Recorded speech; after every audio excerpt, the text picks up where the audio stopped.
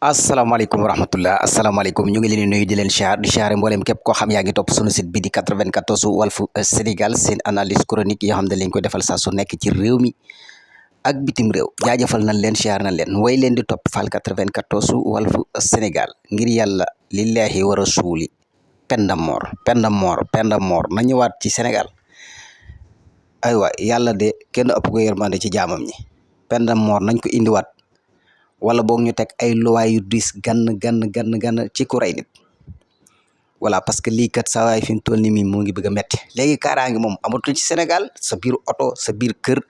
ci mbedd mi fépp maanaam fu la mën a jekkoo rek def la ko ñi koy def ay nit lañ defuñu voilà peine de mort nañ ko indiwaat ci Sénégal yàlla kenn ko ëpp ko yërmande ci doomu aadama yi sinon bu ñu ko defut dama yàlla jégal waaye nit ñi danaan jeex de voilà parce que lii kenn mënu xam lan la wala boog ñu def ni réew Maghreb yi def fu mel ni Maroc tey boo fa tuuree deretu jàmbur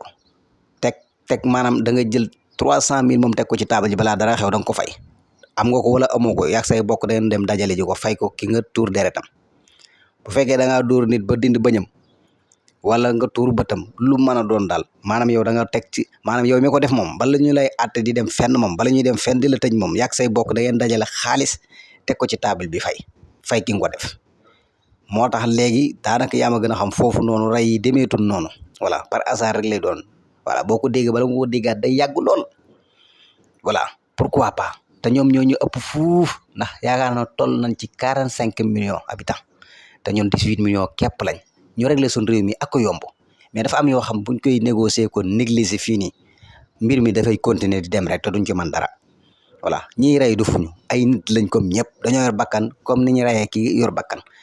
voilà peine de mort rey rek ñu rey la fu ñu la jàppee rek rey la jeex na surtout léegi rek mbir mi jeex mais fi mu toll nii nit ñaa ngi wax ba sonn affaire yi mi ngi gën a avancé nit ñi dañuy wax ba sonn affaire yi gën a avancé mais loolu kenn xamul lan la voilà ñu ñëw tuuti ci Ousmane Sonko macha allah ñun daal rëcc wuñ woon luñ doon tànnee ñii di leen teg ci bopp réew mi rëcc wuñ ko Sénégal yi moom rëcc wuñ ko parce que li ñu soxla woon dëgg ñu ngi koy door a am maanaam dara bu amee ci àdduna bi sax am na ñoo xam ne daawu leen ci dégg duñ surtout nag Palestine suñ mbokk palestiniens yi maanaam doo dégg kenn ku leen yooxul kenn ko te ñun ay réew jullit lañ voilà te Ousmane Sonko ci ay discours non man daal jooy naa Ousmane Sonko daal kenn du moom discours yi mu tenir moom lañ doon xaar ci bépp ministre bu fa mosaan a nekk wala bépp président wala ku mu mënoon a doon voilà soo ñu mag ñi ku ci mel ñoom sëñ Fallou moom Abdou Aziz Dabakh ñooñu taxawaay biñ ci amoon macha allah voilà ba jommi yàlla tey ji ba yàlla indil ñu ñii muy Ousmane Sonko ak di Bassirou Diomaye Faye taxawaay bii moom mi ngi door a amaat parce que premier ministre nekkul loo xam n'importe mu ñëw voilà comporte woon ni ak discours yi mu ci yëkkati ak li mu wax tamit mu nekk loo xam ne lu message bu am solo la muy jullit yi ñoo téye adduna bi te loolu sëñ Sambay waxoon na ko bu yàgg sëñ Sambay nee na jullit yi dañoo téye adduna bi am lépp nga xam ne maanaam fi mu toll nii li gën a seer ci adduna jullit yi ko téye